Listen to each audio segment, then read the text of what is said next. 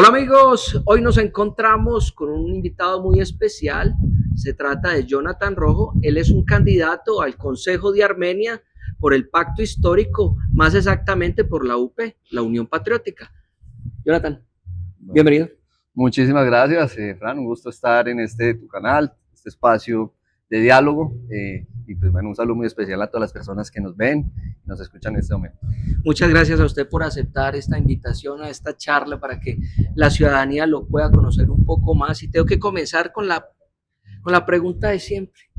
¿Quién es Jonathan Rojo? Bueno, esa es una pregunta bien interesante. Es muy Pues amplia. además, precisamente por eso, porque es bastante amplia. Pero en términos generales, pues decir que Jonathan Rojo pues, es una persona, un hombre de 37 años de vida, padre de familia, una hermosa niña de 3 años, un hombre casado, comprometido con su hogar, comprometido con su profesión. Soy trabajador social de profesión. Tuve la oportunidad además de hacer otros estudios complementarios. Soy especialista en desarrollo comunitario de la Universidad del Valle y magíster en desarrollo humano de la Facultad Latinoamericana de Ciencias Humanas.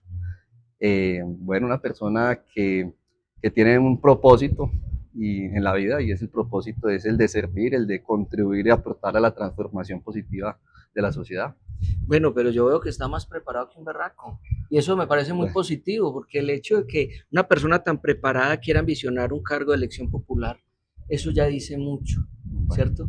Yo he visto en su hoja de vida que tiene una gran trayectoria con el tema de juventudes, con políticas públicas de infancia y adolescencia. correcto. Cuéntenos cómo usted comienza en este camino precisamente como tan social. Bueno, pues justo pues lo comentábamos hace poco, el colegio tuvo una gran influencia, hay que decirlo, y entre esos la posibilidad que tuve entonces de cursar la modalidad Desarrollo Integral Humano, DIH, en el colegio INEM, José Celestino Muti. Soy graduado del INEM, Y Nemita de INEMita corazón. de Yo corazón. también. Listo, eso está muy bien, además porque Promoción 2000. un colegio al que quiero mucho es a sus profesores que realmente hicieron un esfuerzo muy significativo. Pues uno entiende además que la adolescencia no es una etapa de la vida fácil. Sin embargo, una gran maestra, una profesora a la que quiero mucho, Gloria Gómez Arango, eh, pues que fue la que fue como sembrando una semillita en muchos de nosotros que estuvimos ahí en la modalidad de DIH. Y eso pues nos permitió, entre otras cosas, desde muy temprana edad, pues desde los 15, 16 años, empezar a participar en espacios de discusión. Nosotros estuvimos participando en los foros de filosofía que hacía el Colegio San Solano, el San Luis Rey, y eso pues nos dio la mirada más amplia, ¿no?, de la realidad social, también como tener una comprensión distinta de la vida. Luego que termino mis estudios en el colegio, empiezo a estudiar entonces trabajo social en la Universidad del Quindío, y allí entonces me empiezo también como a relacionar con otros contextos, con otras situaciones vitales, entre ellas pues conocer las problemáticas del estudiantado, de la universidad pública, los déficits que habían frente a muchas de las reivindicaciones estudiantiles que pues, durante tantos años el movimiento estudiantil pues, ha buscado defender. Y eso me llevó entonces a ser parte del Consejo de Facultad de Ciencias Humanas como representante estudiantil, y también a integrar la FEU, que fue la Federación de Estudiantes Universitarios, que nació en el 2005 y que en el 2006 lanzamos el capítulo Quindío. Ya pues, llevamos casi 20 años de creación de este espacio, y que entre otras cosas, pues uno de los primeros integrantes de la FEU es quien es hoy ministro de Minas y Energías. Entonces, digamos que todo ese trasegar y esas luchas estudiantiles, pues lo van a uno formando también como alrededor de esa visión. Posteriormente tuve la oportunidad entonces de viajar al Cauca, trabajar allí con comunidades indígenas durante un año. Eso enriquece mucho. Además, claro, porque también es como conocer otras realidades, otros contextos sociales, culturales La especialmente. cultura base nuestra. Total, además porque la cosmovisión, la cosmogonía de las comunidades indígenas, especialmente cuando están ahincadas en sus territorios ancestrales, pues implican que uno tenga un respeto y un reconocimiento a esa diversidad, a esa cultura, a esa historia. Y bueno, eso también entonces allí me dio como mayores elementos también para seguir fortaleciendo el campo de lo social. Volví al Quindío, empecé a trabajar con el sector privado, Luego empecé a desarrollar también otros estudios complementarios para prepararme. Creo siempre y soy un convencido de que la educación es un motor de transformación que le permite al individuo poner al servicio no solamente potencialidades y capacidades, sino también de generar incidencias. Y eso es lo que pues, hemos ido buscando a lo largo de estos años. Fui docente catedrático entre el año 2012 y el año 2015 La Universidad del Quindío. de la Universidad del Quindío. Y en el 2013 inicié una de las experiencias que para mí ha sido más significativas y fue coordinar un programa del ICBF, el Bienestar Familiar, durante casi 10 años. Es un programa que tiene que ver justamente con población infantil, adolescente y juvenil, y lo hacía a través de una organización, una entidad privada, que en este caso es una ONG, la Corporación Sedecon, que a su vez es contratista o es operador de el ICBF. Entonces, pues tuve una relación laboral durante estos años que me permitió, pues primero, acercarme a las comunidades, conocer las problemáticas de la población infantil, adolescente, juvenil, las familias.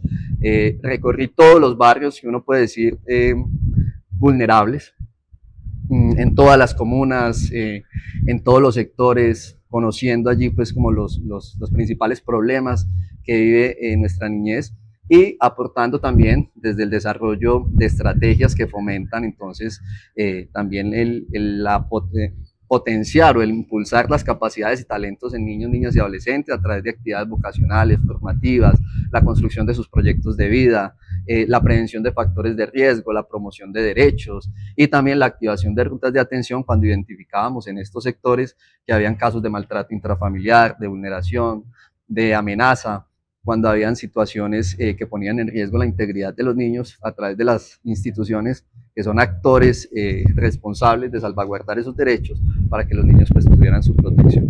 Hombre, Jonathan, yo ya voy comprendiendo el tema suyo de la parte social. Se comenzó a enrutar porque se enamoró de toda esta gran parte que pocas personas de hecho lo cogen en sus manos y dicen voy a aportar un grano de arena. Claro. Pero ahora lo que yo quiero saber es cómo entonces usted llega a esta parte política. Correcto. Con ganas de querer aportar desde todo ese conocimiento que usted me está expresando, de esa experiencia que ha vivido a lo largo y ancho de su vida en diferentes partes del país y en diferentes entes. ¿Cómo es el tema entonces que usted llegó acá queriendo ser concejal? Cuéntenos esa historia.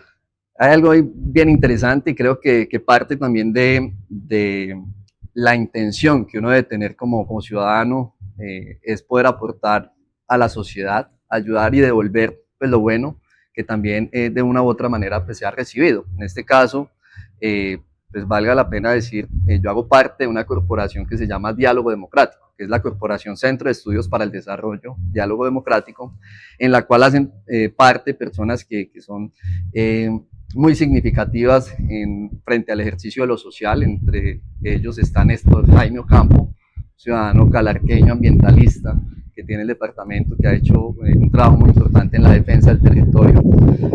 Ana Luceli Velasco, una persona que también ha venido trabajando desde el sector de lo cultural. Está Rosa Elvira Guapacha y bueno, con ellas una serie de personas que tuvieron una incidencia en algunos estudiantes cuando estábamos en la universidad a través de una escuela de liderazgo. Esa escuela de liderazgo y formación en democracia eran unas escuelas o eran unos encuentros, unos espacios de formación para estudiantes. Empecé en el 2007 con Diálogo como estudiante de la Escuela de Ciudadanía y posteriormente ya me vinculé como un integrante más de esta organización. Entonces ahí fui como tomando pinitos frente a la formación en democracia, pero adicionalmente participando entonces con el movimiento estudiantil, conociendo del fenómeno social y político, y más o menos en el año 2010-2011 empecé a integrar la Unión Patriótica. O sea, la Unión Patriótica es un partido que históricamente pues, ha sufrido los embates del conflicto. Que nació en 1985. Nació en el 85, entre el 84 y 85, y adicionalmente pues es el único partido que se puede decir en el mundo que ha tenido un genocidio de sus integrantes, dos candidatos presidenciables que fueron asesinados, entre ellos Jaime Pardo Leal y Bernardo Jaramillo Osa, uno en el 86, 87, el otro como en el 88-89, y eso pues ha significado que esa persecución sistemática que hubo contra el partido hizo que durante muchos años se replegara, casi que se extinguiera y desapareciera. Es correcto. En el 2013 vuelve a tener su personería jurídica y desde más o menos 2011-2012 empezamos a trabajar entonces por el fortalecimiento nuevamente del partido, integrando la Unión Patriótica pues acá en el departamento, tratando pues como de recoger un poco desde esa trayectoria y ese recorrido histórico que había tenido y buscando hacer un fortalecimiento sobre todo de las bases sociales a través de la formación en política, que creo que eso es necesario. O sea, la política no solamente como dentro de la gestión pública, que es fundamental, porque eventualmente uno entiende que la gestión pública nos sirve para poder tomar decisiones en el ámbito de lo administrativo, por ejemplo, pero lo político también le brinda a uno desde el carácter y desde esos principios que se pueden decir ideológicos, filosóficos, una estructura para uno entender pues, a qué se debe como político finalmente y cuáles deben de ser sus orientaciones para defender unas causas sociales. Puedo aportarle algo ahí a lo que usted está diciendo. Claro Tiene sí. toda la razón, porque yo entiendo muy bien que todos los ciudadanos tenemos derecho a ambicionar un cargo de elección popular. Eso yo lo entiendo y la Constitución nos ampara para ello, ¿cierto? Correcto. Porque nos quiere vincular a todos. Pero hay un pequeño y gran detalle que yo creo que hace la diferencia en esa ambición, y yo creo que es la preparación. Correcto. Cuando llega una persona que ignora muchas cosas, lastimosamente, yo creo que se pierde una curul, se pierde una voz. ¿Por qué? Porque no conoce de procesos, a no ser que esta persona sea una persona con iniciativa y quiera aprender y sea metódico, camino, claro. En el camino se va puliendo, pero la gran mayoría de estas personas no lo hace. Correcto. Se deja guiar por la montonera y ahí es donde nace muchas veces los títeres. Y entonces es la famosa palabra que dice el pupitrazo. Sí, lo que me manden a hacer. Sí, no hay ningún criterio, ningún carácter. Es correcto, no tenemos un criterio de todo lo que decidimos, por ejemplo, en un consejo, o en una asamblea, o en un congreso. Pues de hecho, Fran, entre otras cosas, yo fui consejero de planeación territorial departamental desde el año 2018 hasta este año que renuncié. Y el Consejo de Planeación, para quienes no lo conocen, es una instancia de participación de la sociedad civil que hace seguimiento a los planes municipales o departamentales o nacionales de desarrollo, según pues la instancia en la que se participe, desde lo municipal, departamental o nacional. En el caso personal, pues yo fui integrante del Consejo Territorial de Planeación Departamental y desde ahí pues va uno también conociendo y comprendiendo. Da mayor bagaje. Claro, asuntos que tienen que ver con la gestión pública precisamente, la construcción, los indicadores, el plan indicativo, por ejemplo, de inversión, que tiene que ver entonces con los presupuestos, las metas, que tiene que ver también con las acciones que desde el ente gubernamental pues hacen parte de las competencias y responsabilidades que se tienen que cumplir para salvaguardar y sobre todo garantizar unos derechos en la población. Entonces, hacer escuela creo que es necesario y la escuela es algo que le va permitiendo a uno tener no solamente una formación, tener unos criterios, un carácter, sino forjar también una experiencia. Y esa experiencia alrededor entonces de las discusiones pues, en las que uno puede estar presente, sobre lo que uno se va también interesando. Pues creo que esta decisión de llegar al consejo no solamente es una decisión personal, es una decisión del colectivo que me apoya en este caso, que es la Unión Patriótica y el Pacto Histórico, pero también es el reflejo y el reconocimiento a esa trayectoria. O sea, no es como en muchos casos que hay personas que dicen, me quiero lanzar a la política, caen en paracaídas y ya. Usted dice, bueno, pero ¿de dónde viene? Utilizan algunas escaleras por ahí. También es verdad, claro, y más en un departamento como el nuestro, donde sabemos que hay unos caciques y esos caciques pues tienen una influencia. ¿Usted me entendió lo que dije? Sí, total. Así es. Entrando un poco ya más en temas políticos de partido, ¿usted cómo ve el pacto histórico aquí en el Quindío? Yo en algún momento en otro programa, yo se lo pregunté, pero lastimosamente, pues por temas que habían más personas, pues uno se va desviando un poco del tema, pero aquí estamos tranquilos y podemos preguntarle con toda la confianza, ¿cómo usted ve el pacto histórico en este momento en el Quindío? ¿Cómo ha sido esa la recepción de los ciudadanos, teniendo en cuenta, tenemos un gobierno, ¿sí? Un gobierno que en lo personal le han tirado las élites por donde usted quiera, ¿sí?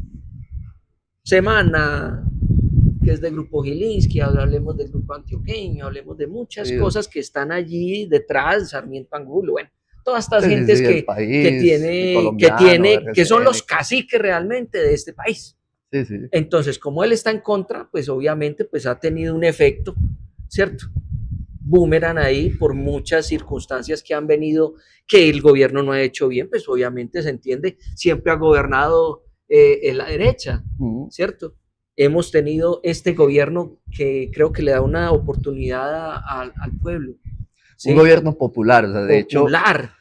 Entonces allí es donde yo digo, bueno, con toda esta mala información que se está generando desde los medios de comunicación tradicionales, ¿qué ha pasado con esta campaña? Usted andando las calles, ¿qué ha sabido de esta recepción de los ciudadanos? Bueno, hay algo bien interesante. Lo primero es que el pacto histórico, como una coalición de partidos, es un proceso emergente, es un proceso que todavía está en construcción y en consolidación. Si bien es cierto, en el año 2022 se gana el gobierno, todavía no somos un poder, es decir, no ejercemos el poder como tal. Pues es que todas las entidades están secuestradas. Entre otras cosas, porque pues, sabemos que hay diferentes tipos de poderes. Entonces, pues claro, el poder gubernamental, pero no hay un poder económico, no hay un poder, si se quiere, incluso político, mediático, y eso pues genera en todo caso unas tensiones. Pues, ahora cuando decías de que Gustavo Petro está en contra, yo creo que, digamos, es más una apreciación personal, que no necesariamente es que esté en contra, lo que pasa es que es una visión diferente, y cuando a ti te proponen algo diferente, y no me siento de acuerdo representado en eso, entonces pues como que me siento aludido o atacado, por decir algo.